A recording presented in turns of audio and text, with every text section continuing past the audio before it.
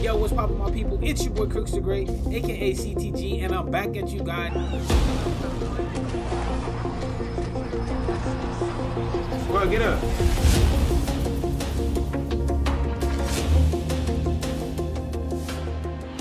Yo, what's poppin', my people? It's your big homie Crooks the Great, aka Big Unc Crooks, and I'm back at you guys with another banger of a UFC 5 video.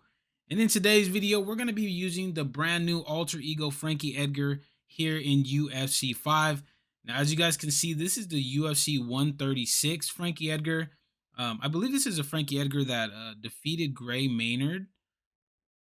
Or it was either the second or the third Gray Maynard fight that was at UFC 136. I don't remember, but let's go ahead and take a look at his stats. So he has 96 punch speed with 86 punch power. So you don't want to get into too many brawls with Frankie Edgar because although he has the speed to keep up, he does not have the power. Everything else, his footwork is 96, so you're going to be able to move in and out of the pocket pretty fluidly.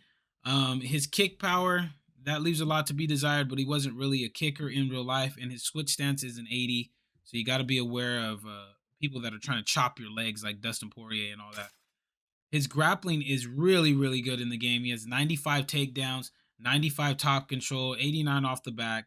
95 sub defense, 93 ground striking. Overall, his grappling is basically what it was in real life. He's very, very good. He's a very good wrestler. He's always been known for having good top control when he does get you down. So that's no surprise there. His health stats are a 5-star. So he has 100 cardio with a 94 chin.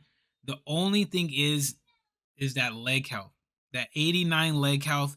And he got that primarily because of like Benson Henderson and Jose Aldo, I feel like just chopped his legs off pretty much. But he's pretty good in terms of the health stats. And the cut resistance is something that you got to be aware of too.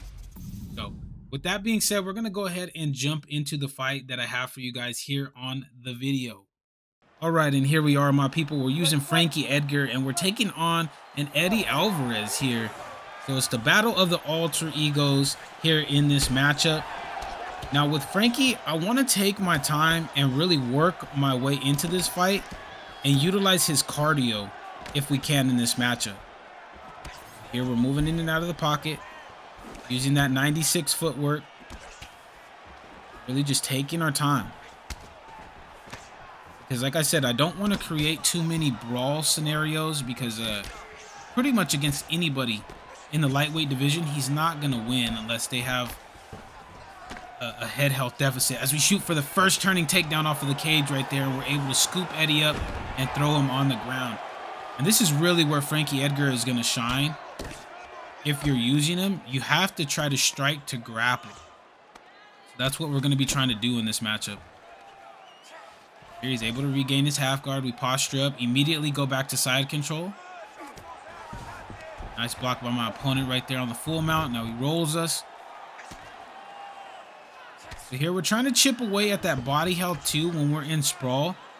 Because I know Eddie Alvarez is also good in terms of his cardio, but I want to try to make him work. Right there, we denied the transition to full guard. And those denials that you guys see that I've been having so far, those are going to tax that long-term stamina bar. And that's really what's going to create that deficit for us later in the rounds if we can continue to do what we're doing. Punching that body, trying to gain the GA. He's faking down. It's such a crazy thing for me to see people faking down because not a lot of people did that in UFC 4 to gain GA. It's a good sight to see everybody has caught onto it. We made him work. He's going to get himself back up against the fence right there. Going to take the back. Knee the leg one time. Drag him back down to back sitting. Now this is what I mean by making Eddie work. You want to make him work and get himself out of the positions and not really just gift him free stand-up positions. There we're punching the body, lowering that body held down. We're going to go ahead and take full mount right here. There, he's able to transition back to half guard. But the round is just ticking away, man. It's really what you want to do. You want to grind it out with Frankie Edgar when you can. Now, the one piece of advice that I'm going to give you guys too is you're not going to be fighting a lot of Eddie Alvarez's in ranked championships. So if you're using somebody, if you're going up against somebody like Charles Oliveira, you do want to be really, really careful not to just hang around in their full guard. You want to go half guard whenever possible. Very nice knee. That's the end of the first round. Now, although we did kind of go back and forth at the beginning of the round in terms of the strikes, we dominated the latter half of that round with the grappling of Frankie Edgar. So we're going to be looking to do the same exact thing heading into the second round. We're going to be setting up takedowns with our strikes if we can. We might work a little bit more of the stand-up in this round just because now he's going to be aware, more so aware of the takedowns. As you guys can see right here, we have a little bit of a stamina lead, but it's not really where we want it to be at yet. So that's not going to play as big of a factor right now. Right here, we're just taking our time. There, and you see this guy's doing a pretty good job of backing out of the pocket. He landed a beautiful roundhouse kick to the head. And guys like this that move in and out, especially like the Dustin Poiriers, the Conor McGregors, the Max Holloways, you're going to struggle a little bit because Frankie Edgar is such a shorter fighter that's going to make you have to stand in the pocket a little bit more and take a little bit more risk to get your offense off. Shoot for a takedown right there, but he was quick on the denial. That's a beautifully timed lead head kick. Hurt us, but Frankie does have really good recovery. And the reason why he does have that recovery is because in the 3 Gray Maynard fights, especially more so in the second one and the third one, he took a lot of damage, man. And there was a lot of times where Frankie Edgar really should have been put out of that fight. But he was able to persevere and really recover. And in the third fight, dominate Gray Maynard to get his to win his, or to defend his title, I'm sorry. Here we catch him with a good jab uppercut. And you see the stamina is starting to play a factor now. He's starting to lose a little bit more. We're working that body health to try to get it down lower. Standing in the pocket, we're going to clinch him up, throw a nice body knee into the lead head knee. Getting a nice 3-punch combination. We're just taking our time. Tries to go with the flying knee, he misses, but that's a really, really big action that he did right there. It's going to cost him a lot of stamina. Here we're just taking our time, popping the jab off. We got him up against the cage, catch him with a clean uppercut. Now we're starting to find that rhythm with our hands. You can see he's starting to feel the pressure a little bit. There, another beautifully timed roundhouse kick, man. This guy has pretty good pretty good setups for his kicks, I'm not gonna lie. Here, working the body, then back up to the head. Now, I'm trying to stay as patient as possible because this in UFC 5 is where a lot of people get into trouble. They try to just walk forward and blitz. And I can tell you this from experience because I'm one of the guys that does this. So I'm just trying to stay patient and get my offense off. That's the end of the second round. Now, although we would have liked to have taken him down, like I said, he was quick on the denials because we took him down and dominated him so much in the first round. But we had a pretty good second round in terms of the striking outside of getting rocked by that lead head kick. So here in the third round, we're going to start to try to pressure a little bit more, start to try to widen the gap between the both of us. There, caught him with a good lead hook. He's ducking underneath. Popping off that jab, nice lead hook, breaks down the block, and there is a beautiful takedown entry off of the jab.